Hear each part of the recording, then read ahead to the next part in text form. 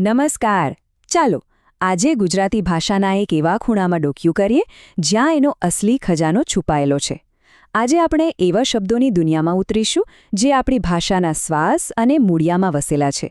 જી હા, આજે આપણે કરીશું ગુજરાતી તળપદા શબ્દોની એક અનોખી સફર. ગુજરાતમાં આ કહેવત આપણે સૌએ ક્યાંક ને ક્યાંક સાંભળી જશે, ખરું ને? 12 ગાવે બોલી બદલે. આનો અર્થ બહુ સીધો છે. દર 12 ગાવ એટલે કે માંડ 25-30 કિલોમીટરનું અંતર કાપો ત્યાં તો બોલવાનો લહેકો બદલાઈ જાય, એનું મિજાજ બદલાઈ જાય અને હા, શબ્દો પણ બદલાઈ જાય છે. અને સાચું કહું તો આ જ તો આપણી ભાષાની અસલી તાકાત અને સુંદરતા છે.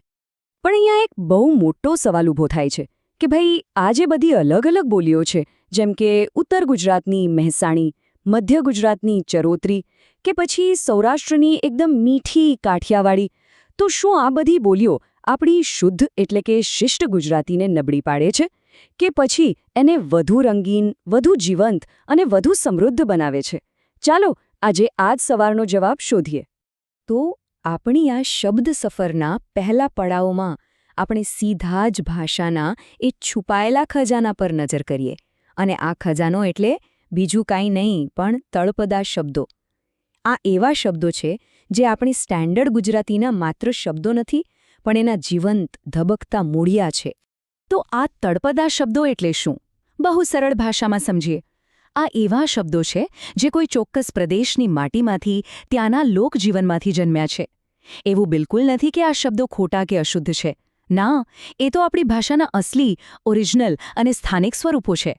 જેમ કોઈ મોટું ઝાડ એના મૂળિયાથી જમીનમાંથી તાકાત મેળવે છે ને, બસ એ જ રીતે આ તળપદા શબ્દો આપણી ભાષાને જીવંત અને સમૃદ્ધ બનાવે છે.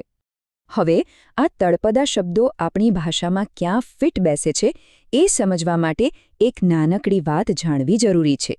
ભાષાના જાણકારો આપણા ગુજરાતી શબ્દોને મુખ્યત્વે 3 ભાગમાં વહેંચે છે: તત્સમ, તદ્ભવ અને દેશ્ય.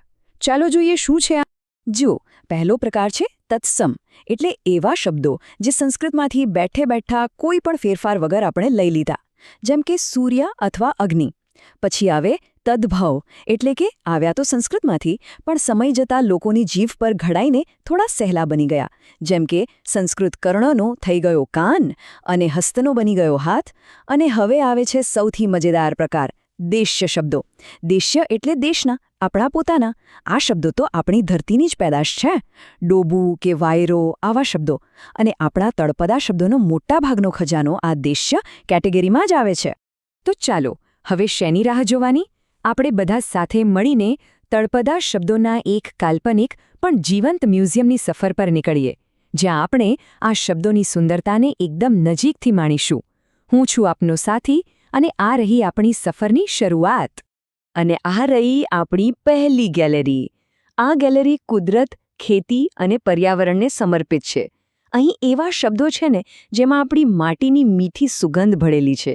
આ શબ્દો સાંભળતા જ ગામડું અને લીલુંછમ ખેતર આંખ સામે આવી જાય. જુઓ, શહેરમાં આપણે કહીએ પવન આવ્યો, પણ ગામડાનો ખેડૂત એને વાયરો કહીને અનુભવે છે.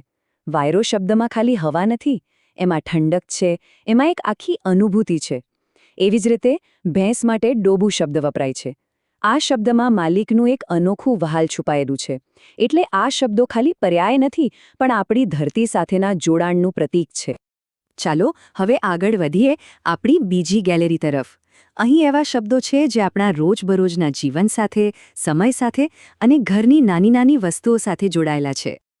આપણે કહીએ અત્યારે, પણ કોઈ અટાણે કહે ને ત્યારે એમાં એક અલગ જ મીઠાશ અને લહેકો હોય છે. આ વર્ષે માટે ઓણ શબ્દ, વાહ, કેટલો ટૂંકો અને સચોટ છે. એ સાંભળતા જ આખા વર્ષનો હિસાબ આંખ સામે આવી જાય. ઘરના મુખ્ય દરવાજા માટે ડેલી અને સ્કૂલ માટે નિશાળ. આ શબ્દો આપણને સીધા જ એક ઉષ્માભર્યા પારંપરિક સમયમાં ખેંચી જાય છે. અને હવે આપણી છેલ્લી અને સૌથી ખાસ ગેલેરી. આ ગેલેરી માનવ સંબંધો અને આપણી લાગણીઓની નાજુક ભાષાને રજૂ કરે છે. અહીંના શબ્દોમાં ઉષ્મા, પ્રેમ અને મીઠાશ થોડા વધારે જ જોવા મળશે. ખાસ બહેનપણી માટે સહિયર શબ્દ સુંદર છે, પણ એનું તળપદું રૂપ સૈયર સાંભળતા જ જાણે એ સંબંધમાં વધુ મીઠાશ પડી જાય છે. એવી જ રીતે કોઈ બહાદુર વ્યક્તિ માટે શૂરવીર શબ્દ છે, પણ એના કરતાં ભળ શબ્દમાં વધુ તાકાત, વધુ વજન અને ધાર છે. કોઈ કહે કે એ તો ભળ માણસ છે. બસ આટલામાં જ એનું આખું વ્યક્તિત્વ આવી ગયું. તો આપણે આ મ્યુઝિયમમાં શબ્દોની સુંદરતા તો માણી, પણ હવે મૂળ સવાલ પર પાછા આવીએ કે આખરે આ શબ્દોને, આ ભાષાના મૂળિયાને સાચવવા શા માટે આટલા જરૂરી છે? કેમ આપણે આ મૂળિયાને મજબૂત રાખવા જોઈએ? એના કારણો એકદમ સ્પષ્ટ છે. પહેલી વાત, આ શબ્દો આપણી ભાષાનો જીવંત પાયો છે. બીજું, એ આપણો સાંસ્કૃતિક ઇતિહાસ સાચવીને બેઠા છે. ત્રીજું, આ શબ્દો વગર આપણી ભાષા કદાચ થોડી સપાટ અને નીરસ બની જાય. અને એટલું જ નહીં, આ વાત ખાલી આપણે જ નથી કહેતા. નેશનલ કરિક્યુલમ ફ્રેમવર્ક એટલે કે NCF 2005 પણ એ સ્વીકારે છે કે બાળકોને એમની સ્થાનિક બોલીમાં ભણાવવામાં આવે ને તો શિક્ષણ વધુ સહેલું અને અસરકારક બને છે. અને એટલે જ આ એક વાત આપણા મનમાં બરાબર બેસાડી દેવા જેવી છે. આ શબ્દો ભાષાનો બગાડ નથી, પરંતુ તેનો છુપાયેલો ખજાનો છે. તળપલા શબ્દોને ક્યારેય ઓછા આંકવાની ભૂલ ન કરવી જોઈએ.